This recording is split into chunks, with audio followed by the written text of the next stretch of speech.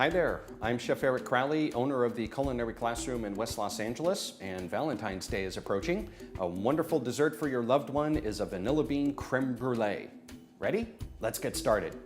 The ingredients that we'll need for our vanilla bean creme brulee are 1 pint of heavy cream, 1 whole vanilla bean, 5 egg yolks, 1/3 cup plus 2 tablespoons of granulated sugar, and a little pinch of salt. I'm going to take my 2 cups of cream and begin to scald it. That means I'm going to pour it into a medium-sized pot, and I'm going to bring it up just until it starts to break a boil. Before I start to heat this up, I'm going to take my vanilla bean that I've scraped the seeds out of. You can check a video on how to do that at mahalo.com and start to heat it up. While it's scalding, I'm going to go ahead and take my egg yolks and combine it with my sugar and a little pinch of salt. Blend them up really, really well with a whip. And you may even notice as you start to blend them together, the yolks may actually start to lighten up in color, and that's absolutely fine. They may actually thicken up a little bit too. That's fine as well. Our cream is starting to scald. I have bubbles that are coming around the rim of the pot, as you can see right along here. Once you got that little bit of bubbling, you got some nice bubbling going around, that's it. You're ready to go. Start to slowly pour the hot cream over the egg yolk mixture. Get the cream to land on the wires of the whip if you can. So I'm going to take my custard mixture, put some of this into my cup, and I can take my measuring cup and proceed to pour it into my custard cups.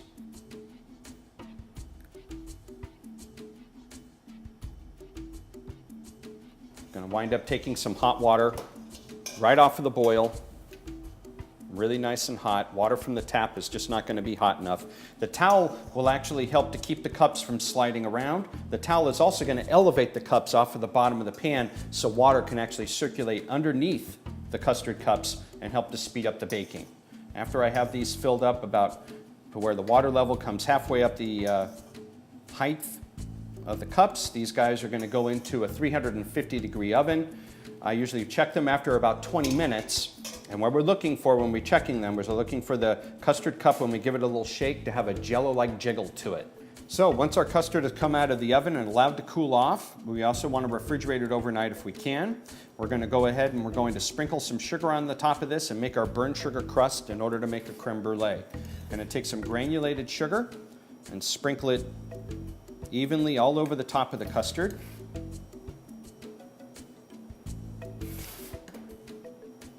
The more sugar you wind up sprinkling onto the custard, the thicker of a crust you will produce. And then once I have a really nice even dusting of sugar, I'm going to come in with a propane torch. I have one here that's got a plumber's nozzle on it, so I don't have to turn the torch upside down. And I'm going to take the flame and slowly lower it onto the sugar, and you can see how the sugar starts to melt. One of the things that's really important is that you move it around. You don't want to let it set in one spot. I like to focus on the sugar that hasn't been melted yet. It's going to send up some smoke, so you want to open up your window, turn on your exhaust fan, and definitely try not to breathe in the smoke. It'll make you hack.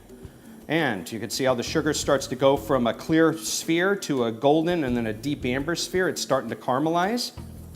And we're actually going to be blackening it. The word brulee means to blacken in French. You want to burn this sugar. It's about the only time I'm going to tell you to burn something. Notice I'm going to move the torch around, focus on the unmelted white portions of the sugar. And if I think that it's burning too rapidly, I can pull the torch up and keep moving it around. And there we're getting a really nice burnt sugar crust on the top. And there we are. That is how to torch, how to burn sugar on top of a creme brulee. Okay? Our goal here is to have, once this cools off, it's going to form a really, really hard shell. It's going to have a slight bitterness to it in addition to the sweetness. And that's kind of the juxtaposition we're looking for. Looking for a really sweet, creamy custard underneath and a really hard, crackled, slightly bitter, sweet sugar crust on top. So with our finished creme brulee, to make a really nice finishing touch for Valentine's Day, you can make a nice little template out of parchment paper that you can check out on another video. Lay that right on top of your finished crust. Get a little basket and go ahead and sift some powdered sugar on top.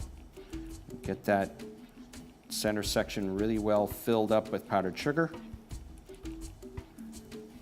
And then we're going to very carefully remove the template.